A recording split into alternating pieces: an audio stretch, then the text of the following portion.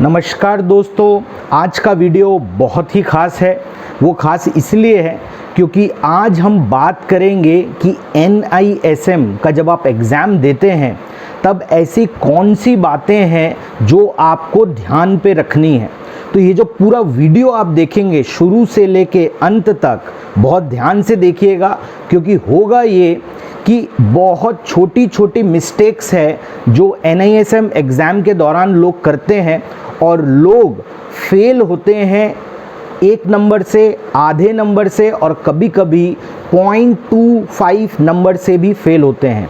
तो ऐसे कौन से कारण हैं जिन वजहों से ऐसा होता है, तो इस वीडियो में हम ये समझेंगे कि NISM को अगर मुझे क्लियर करना है, एक बार में क्लियर करना है, तो ऐसी कौन सी महत्वपूर्ण बातें हैं जो आपको पता होनी चाहिए और उनकी आपको प्रिपरेशन कैसे करनी है। पॉइंट नंबर 1 जो आपको समझना है ये है कि यहाँ पर जब भी एग्ज़ाम होगा नॉर्मली आपको 120 मिनट मिलेंगे। 120 मिनट यानी 2 घंटे। इन 2 घंटों में आपको 100 क्वेश्चंस अटेम्प्ट करने हैं और नॉर्मली जो पासिंग मार्क्स होता है वो होता है 60। कहीं कहीं पर टाइम ड्यूरेशन ज़्यादा होती है, जैसे कॉमन डेरिवेटिव एग्ज़ाम में, लेकिन वहाँ क्वेश्चंस भी ज़्यादा होते हैं, 150 होते हैं। कहीं कहीं जगह पे आपके पासिंग नंबर्स 60 ना हो के 50 हैं, जैसा कि म्यूचुअल फंड डिस्ट्रीब्यूशन के एग्ज़ाम में होता है। लेकिन अगर मैं एक एवरेज बात करूं, नॉर्मल, ये एक्सट्रीम्स है, तो वहाँ पर आपको 120 मिनट में 100 क्वेश्चंस अटेम्प्ट करने हैं और आउट ऑफ दिस 100 क्वेश्चंस आपको 60 मार्क्स नेट लाने हैं। नेट का मतलब मैंने यहाँ पे क्यों यूज़ किया है, क्योंकि यहाँ पर नेगेटिव मार्किंग है। नॉर्मल स्टैंडर्ड नेगेटिव मार्किंग क्या है? नॉर्मल स्टैंडर्ड नेगेटिव मार्किंग होती है 0.25 हर गलत आंसर के पीछे। यानी अगर आपने 4 आंसर्स गलत किए तो आपके 1 मार्क्स कट जाएंगे। तो ये तो है फॉर्मेट। अब हम इसे समझते हैं कि इस फॉर्मेट के फ़ायदे क्या हैं और इस फॉर्मेट के नुकसान क्या है। तो सबसे पहले जो आपको समझना होगा कि इस फॉर्मेट का सबसे बड़ा फ़ायदा ये है कि यहाँ पर जो 100 क्वेश्चंस आते हैं वो MCQ आते हैं, यानी मल्टीपल चॉइस क्वेश्चन है। आपको कुछ बनाना नहीं है, कुछ लंबे लंबे आंसर्स नहीं लिखने हैं। MCQ है तो 100 क्वेश्चंस अटेम्प्ट करना कोई बहुत बड़ी बात नहीं है। लेकिन ये तो है MCQ का फ़ायदा। अब MCQ में आपको कोई हाई बार नहीं रखा गया है कि आपको 80 मार्क्स लाने हैं या 90 मार्क्स लाने हैं पास करने के लिए। याद रखिए, मैं किसी को भी डिस्करेज नहीं कर रहा हूं कि आपको 90 या 100 मार्क्स लाने की सोचना भी नहीं चाहिए, बट मैं ये कह रहा हूं कि आपकी पहली प्रायोरिटी होती है कि आपको एग्ज़ाम क्लियर करना है। तो एग्ज़ाम क्लियर करने के लिए आपको मिनिमम 60 मार्क्स चाहिए, जो कि बहुत ज़्यादा मार्क्स नहीं हैं। अब ये तो उसका फ़ायदा था। नुकसान क्या है? तो नुकसान ये है कि जब भी नेगेटिव मार्किंग आती है तो आपको नॉर्मल स्टैंडर्ड ज्ञान ये मिलता है कि आपको ज़्यादा अटेम्प्ट नहीं करना है, आपको अपनी एक्यूरेसी बना के चलनी है। आप किसी से भी पूछेंगे तो नॉर्मल स्टैंडर्ड ज्ञान आपको यही मिलेगा। यही सबसे बड़ा ड्रॉबैक है जो बहुत सारे स्टूडेंट्स को फेल कराता है। इसके पीछे का मैथमेटिक्स आप एक बार समझ लीजिए। अगर मैं ये कहता हूँ कि सर मुझे क्या डर है, मेरी एक्यूरेसी तो बहुत बढ़िया है, अगर मेरी एक्यूरेसी सपोज़ 80% है, जो कि बहुत बढ़िया एक्यूरेसी है, तो मुझे किस चीज़ का डर? तो क्यों ना मैं लिमिटेड क्वेश्चंस अटेम्प्ट करूं, मैं उतने ही क्वेश्चंस अटेम्प्ट करूं जितने मुझे आते हैं। 100% मैं श्योर हूं कि ये जो भी करूंगा मैं राइट करूंगा। तो यहाँ पर ये बहुत इंपॉर्टेंट एस्पेक्ट है एग्ज़ाम का, इस चीज़ को ध्यान से समझ लीजिए। पहली बात ये है, अच्छे से अच्छा आदमी MCQ वाले क्वेश्चंस में गलती कर सकता है। मैंने जब एक एग्ज़ाम दिया था NISM का, मैंने 100 में से 100 क्वेश्चंस अटेम्प्ट किए थे। मैंने ये मान के चला था कि ये सारे क्वेश्चंस मैंने राइट किए हैं, इसके बावजूद मेरे 97 राइट हुए, 3 क्वेश्चंस रॉन्ग हुए। देखिए मैं आपको एकदम सच बात बता देता हूँ क्योंकि मुझे छुपाने का कुछ भी नहीं है यहाँ पे। तो जैसे ही मैंने 3 क्वेश्चंस जो मैंने नहीं सोचे थे गलत होंगे, तो 97 राइट हैं और 3 क्वेश्चन के 0.25 के हिसाब से 0.75 कट गए। तो जब ये 0.75 कटे तो मेरा नेट नंबर आया 96.25। अब आप सोचिए, मैंने ये सोच के एग्ज़ाम दिया था कि मैंने 100% राइट कर रहा हूँ, फिर भी गलत हुआ। अब आप उन स्टूडेंट्स का सोचिए जो पहली बार NISM का एग्ज़ाम दे रहे हैं या उनकी उतनी मैच्योरिटी नहीं है, उनको इतना कुछ आता नहीं है। तो अब आप समझिए कि जब वो ये सोच कर आते हैं कि मैंने तो एग्ज़ाम 100% राइट दे रहा हूँ, ज़्यादा से ज़्यादा क्या होगा, 20% रॉन्ग होगा, 80% तो फिर भी सही होगा, तो मैं लिमिटेड क्वेश्चंस अटेम्प्ट करूँगा, 100 में से 100 अटेम्प्ट नहीं करूँगा। तो इसका ड्रॉबैक क्या हो सकता है, इसको अब आप एक बार समझ लीजिए। अब इसका ड्रॉबैक ये है कि अगर मैं समझता हूँ कि मेरे नेट 60 मार्क्स ही आते हैं और मैंने 80 क्वेश्चंस अटेम्प्ट किए हैं, मैंने 80 क्वेश्चंस अटेम्प्ट किए हैं और मैंने 80% एक्यूरेसी रखी है, तो 100 में से 80% कितना होगा, 80 क्वेश्चंस। अब इन 80 क्वेश्चंस में मैं क्या कर रहा हूँ, 80% एक्यूरेसी है, तो 80 क्वेश्चंस हर एक मार्क्स का क्वेश्चन है, तो 80% आउट ऑफ 80 कितना होगा, 64। तो मैंने 64 क्वेश्चंस राइट किए हैं एंड 16 क्वेश्चंस मैंने रॉन्ग किए। अब आपको एक चीज़ पता है कि अगर हर 4 क्वेश्चंस में जो रॉन्ग करता हूँ मेरे 1 मार्क्स चले जाते हैं, तो 16 क्वेश्चंस अगर मैं गलत करता हूँ तो मेरे कितने मार्क्स जाएंगे, मेरे 4 मार्क्स चले गए।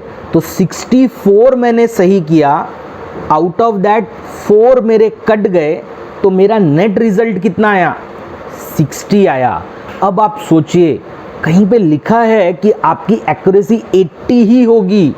अगर गलती से, ध्यान से सुनिए, अगर गलती से आपने 64 की जगह 63 क्वेश्चंस राइट किए, 63 और 17 रॉन्ग कर दिए, तो आपका जो मार्क्स आएंगे ना वो 4.25 डिडक्ट होंगे और आपका मार्क्स आएंगे 58.75। तो अब आप समझ रहे हो, जहाँ पर आप कॉन्फिडेंट थे कि कुछ भी हो जाए मैं एग्ज़ाम क्लियर कर लूँगा, आप एक माइनर गलती से आपने क्या किया, आपने एक चूक की और आप वापस से 60 के नीचे आ गए।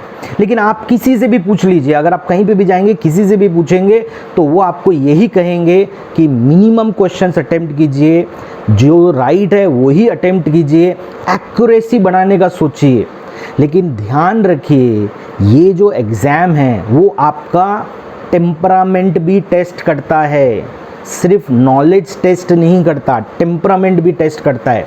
तो फिर सही तरीका क्या होगा, ऐसा कौन सा तरीका होगा जिससे मैं इन चीज़ों को ओवरकम कर सकता हूँ। तो चलिए अब मैं आपको एक स्टेप बाय स्टेप तरीका बताता हूँ कि कैसे आपको NISM के एग्ज़ाम को अप्रोच करना चाहिए। देखिए, जो मैं आपको कहूँगा वो मानना नहीं मानना आपके हाथ में है, बट मैं आपको एक ऐसी चीज़ बोल रहा हूँ जो मेजॉरिटी ऑफ द लोगों के लिए काम कर सकती है। तो मैं आपको पहले इसका मैथमेटिक्स क्लियर कर देता हूँ, इसके बाद में मैं आपको एक पूरा का पूरा 2 घंटे का टाइम बताऊंगा कि आपको इन 2 घंटे के टाइम को किस तरीके से अप्रोच करना चाहिए। अब आप देखिए, मैंने अगर सपोज मैं ये मान के चलता हूँ कि एज अ स्टूडेंट आप पहले तो वही अटेम्प्ट कर रहे हो जो आपको आता है और आप बहुत कॉन्फिडेंट हो, और आपने क्या किया, 100 में से 80 क्वेश्चंस अटेम्प्ट कर लिए जहाँ पे आप कॉन्फिडेंट हो कि मेरी एक्यूरेसी अच्छी खासी होगी। अब आप सोचिए, अगर आपने 80 क्वेश्चंस अटेम्प्ट किए हैं तो मिनिमम 64 तो राइट है, आप ये मान के चल रहे हो कि मेरी एक्यूरेसी 80% है, 64 तो राइट है। अब आप ये सोच रहे हो कि अगर एक क्वेश्चन इधर का उधर हो गया तो ये तो स्नेक्स एंड लैडर के जैसे हो गया, लास्ट तक गया, सांप ने काट लिया, मैं नीचे आ गया। तो अब आप एक चीज़ सोचिए, इस चीज़ से बच कैसे सकते हो। तो अब आपको क्या करना पड़ेगा, जो रिमेनिंग 20 क्वेश्चंस हैं उनको आपको अटेम्प्ट करना पड़ेगा with eliminating the wrong answers.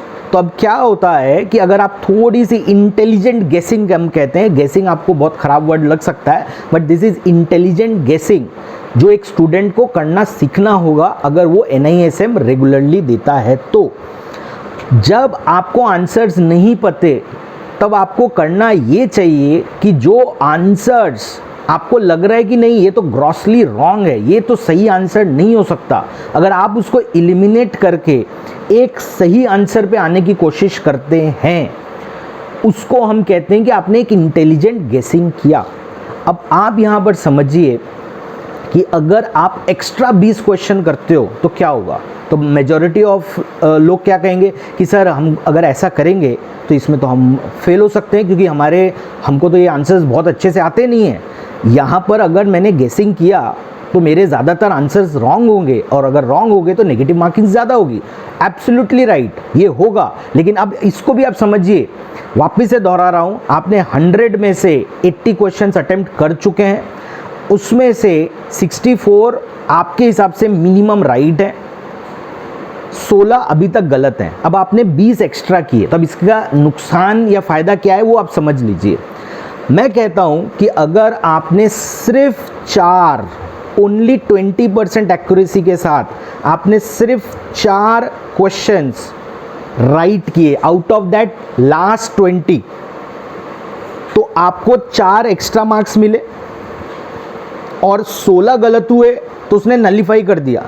But what if आपके 4 की बजाय आपने 5 क्वेश्चंस राइट किए, ये भी बहुत छोटा नंबर है, आउट ऑफ 20 आपने सिर्फ 5 एक्स्ट्रा राइट किए हैं। तो जब आप फाइनल असेसमेंट देखोगे आपका, तो आपको एक चीज़ समझ में आएगी, 64 आपके पहले से राइट थे, 5 आपने एक्स्ट्रा राइट कर दिए, अब आपके total number of right answer हो गए हैं 69। पहले 16 गलत किए थे, आपने अभी और 15 गलत कर दिए। बावजूद इसके आपके 31 रॉन्ग है। 31 अगर आप रॉन्ग करेंगे तो 7.75 नंबर आपके जाएंगे। तो अब आप सोचिए 69 में से जब आपके 7.75 नंबर चले जाएंगे तो आपके नंबर जो बचेंगे वो बचेंगे 61.25। तो देखिए कहाँ पर आप 1 या सवा नंबर से फेल हो रहे थे और कहाँ पे आपने एक बफर क्रिएट कर लिया। तो ये जो है ये सबसे इम्पॉर्टेंट पार्ट होता है कि आपको मैक्सिमम अटेम्प्ट्स करने चाहिए। लेकिन कन्वेंशनल वे ऑफ एक्सप्लेनिंग ये होती है कि नहीं आपको सिर्फ उतना ही अटेम्प्ट करना चाहिए जितना आपको आता है। इस ट्रैप में आप बिल्कुल मत फंसिए, ट्राई करके देखिए, आपको इसके रिजल्ट्स ज़रूर मिलेंगे।